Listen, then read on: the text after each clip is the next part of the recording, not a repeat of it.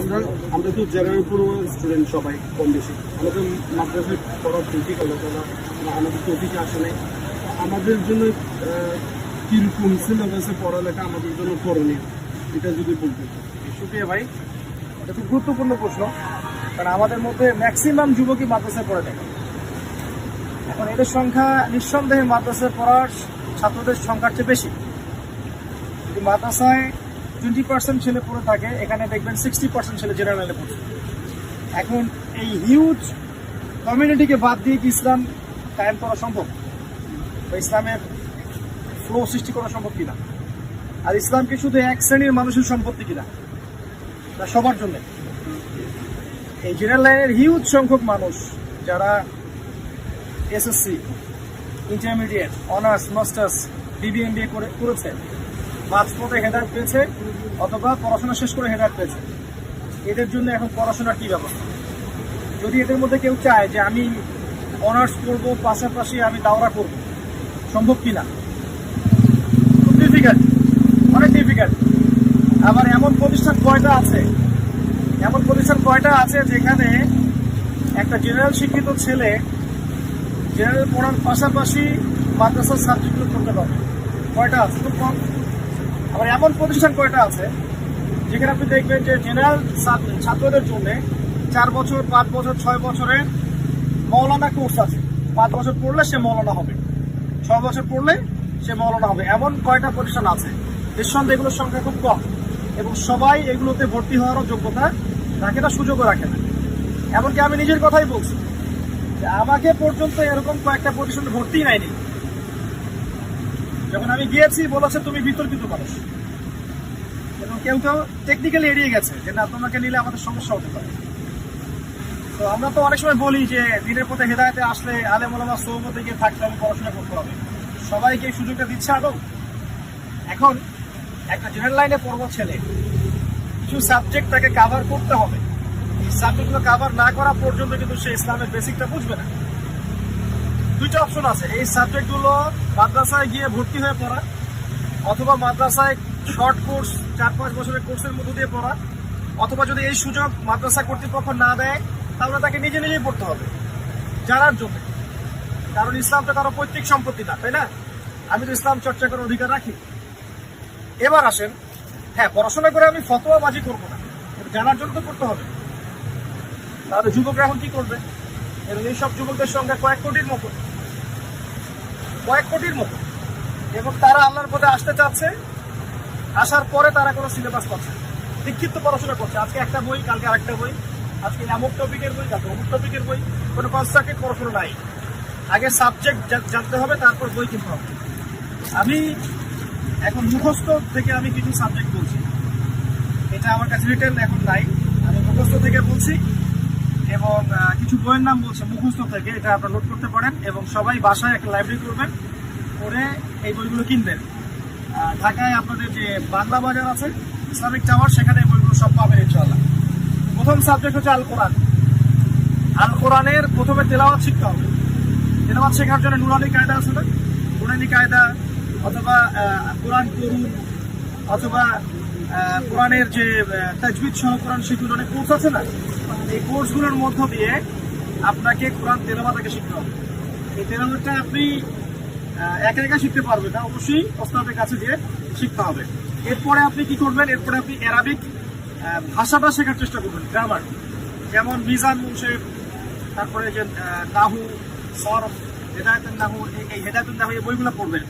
পাশাপাশি ডক্টর আবু তাহের মিসবাহ একজন শায়েখ আছেন, বাংলাদেশের অত্যন্ত স্বনামধন্য, এবং অ্যারাবিক সেকশনে তিনি অনেক খেদমত করেছেন। তার এসো আরবি শিখির সিরিজ আছে, এটা কিনতে পারেন। আবার বলছি, এই বইগুলো কিন্তু ওস্তাদের কাছে গিয়ে পড়তে হবে, মাদ্রাসা ভর্তি হয়ে হোক, অথবা ব্যাচ করে প্রাইভেট আকারে হোক, বা বাসায় টিচার নিয়ে হোক, করতে হবে। এরপরে আপনি মাদানী আরাবিক নামে একটা কোর্স আছে, অনলাইনে পাবেন, এটা করতে পারেন। www.understandquranacademy.com একটা সাইট আছে, এখানেও করতে পারেন। এই সাইটগুলোর মধ্যে আপনি গিয়ে দেখবেন যে কোরআনের গ্রামার শেখার জন্য অনেকগুলো কোর্স আছে, অ্যারাবিক ল্যাঙ্গুয়েজ শেখার কোর্স আছে। অ্যারাবিক ল্যাঙ্গুয়েজ না জানলে আপনি কোরআনের ভাষাটা বুঝতে পারবেন, ভাষা না বুঝলে আপনি কোরআনের ভিতরে ঢুকতে পারবেন, ঠিক আছে? এর পাশাপাশি কোরআনের কিছু অংশ মুখস্থ করবেন, 1 পারা 2 পারা 3 পারা মুখস্থ করবেন। আর ইম্পর্টেন্ট সূরাগুলো, ইম্পর্টেন্ট আয়াতগুলো একটু মুখস্থ করবেন, যেগুলো দাওয়াত দেওয়ার জন্য লাগছে। ঠিক আছে, এরপরে আপনি কোরআনের তাফসিরে যাবেন। আর কোরআনের তাফসিরে সবচেয়ে সহজ তাফসিরগুলো আগে পড়বেন, যেমন মারিফুল কোরআন, তারপরে আপনার তাফসির ইবনে কাসির, তারপরে তাফসির জালালাইন, হ্যাঁ, মুজিহুল কোরআন, তারপরে তাউজিহুল কোরআন, এরকম যে তাফসিরগুলো আছে এগুলো আপনি বাংলা বাজারে পাবেন। একাধিক তাফসির কিনে বাসায় লাইব্রেরি করেন, ডেইলি 5টা করে আয়াত পড়েন। যদি কোনো আয়াত বুঝতে সমস্যা হয় বা আপনি ব্যাখ্যা করতে পারছেন তা বুঝতে পারছেন না, আপনি আলেমকে জিজ্ঞাসা করুন। কোন আলেমকে?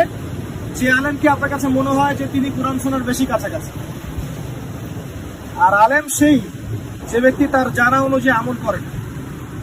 অবশ্যই জ্ঞান থাকতে হবে, আমলও থাকা জরুরি, এটা আলেম হওয়ার অন্যতম একটা শর্ত। লিমা তাকুলুনা মা লা তাফআলুন, আল্লাহ পাক বলেছেন, তুমি এমন কথা কেন বলো যেগুলো নিজেই করো না।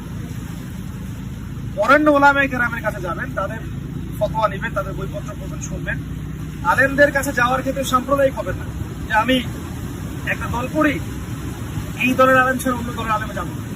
আমি একটা মানহাজ মানি, এই মানহাজ ছাড়া অন্য মাযহাবে আমি আলেমের কাছে যাবো না। বা আমি তাবলীগ জামাত করি, তাই আমি অন্য কারো কাছে যেতে পারবো না, এমন নয়। আপনি আলেমদের ক্ষেত্রে সাম্প্রদায়িক হবেন না, সবার কাছেই জ্ঞান নেওয়ার চেষ্টা। মৌমাছির মতো হবে না, জাস্ট লাইক বিজ, মৌমাছির মতো হবেন, যেখানে মধু সেখানে আপনি যাবেন।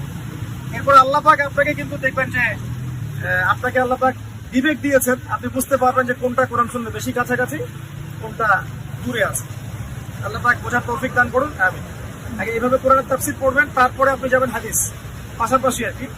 হাদিসের মধ্যে আগে সহজ বইগুলো পড়বেন, যেমন বুলুগুল মারাম মিন আদিল্লাতিল আহকাম, তারপরে মিশকাতুল মাসনাদি, এছাড়া আছে আপনার ফায়জুল কালাম, তারপরে আপনার হাদিসে আরবাঈন, রিয়াদুস সালিহিন। এরপরে যাবেন আবু দাউদ, তিরমিজি, নাসাঈ, ইবনে মাজাহ, তারপরে যাবেন বুখারী মুসলিম। আগে বুখারী মুসলিমে যাবেন না, আগে এগুলো দিয়ে উপরে যাবেন। এরপরে আপনি যাবেন সিরাত, নবী সাল্লাল্লাহু আলাইহি ওয়াসাল্লামের জীবনী।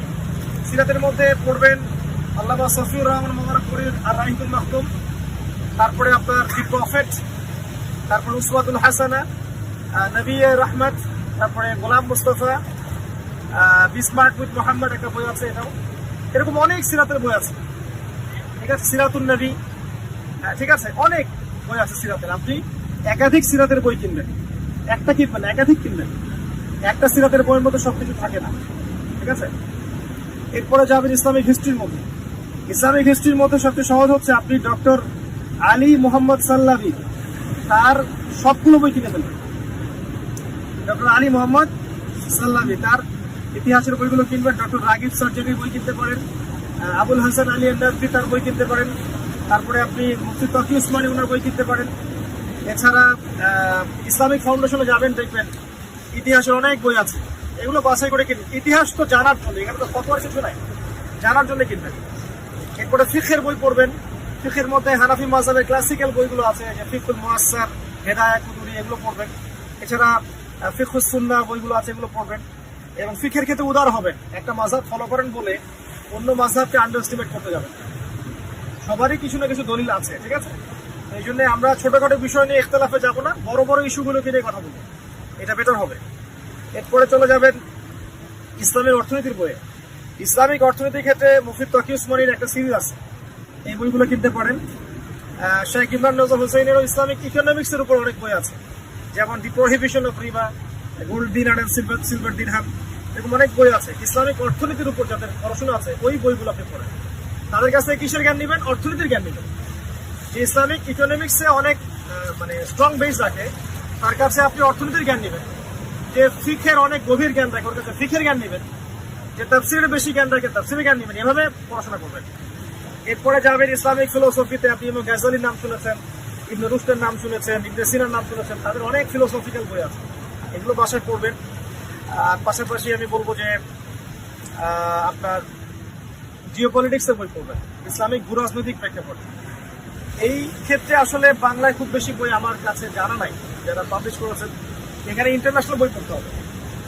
বাইরের কান্ট্রির অনেক রাইটার আছেন, তাদের জিওপলিটিক্যাল অনেক বই আছে, অনলাইনে পাবেন, পিডিএফ পাবেন। যদি ইংরেজিতে ভালো হন, ইংরেজিতে পাবেন। ইংরেজিটা জরুরি, কারণ অনেক স্কলার আছেন দেশের বাইরে যারা ইংরেজি ভাষায় বই লিখেছেন, লেকচার দিচ্ছেন। এগুলো বুঝতে হলে, জানতে হলে আপনাকে ইংরেজি লাগবে। আর কুফফারদের সাথে ডিল করতে হলে এখন ওদের ভাষাটা জানতে হবে। ওদের সাথে আমি চ্যালেঞ্জ করতে গেলে ওই ভাষায় কথা বলতে হবে। যদি আমি জাতিসংঘে দাঁড়িয়ে একটা ভাষণ দিতে চাই ইসলামের পক্ষে, আমাকে ওদের ভাষায় ভাষণ দিতে হবে, তাই নয় কি? তো এটাও একটা যুদ্ধ, এটাও একটা জিহাদ।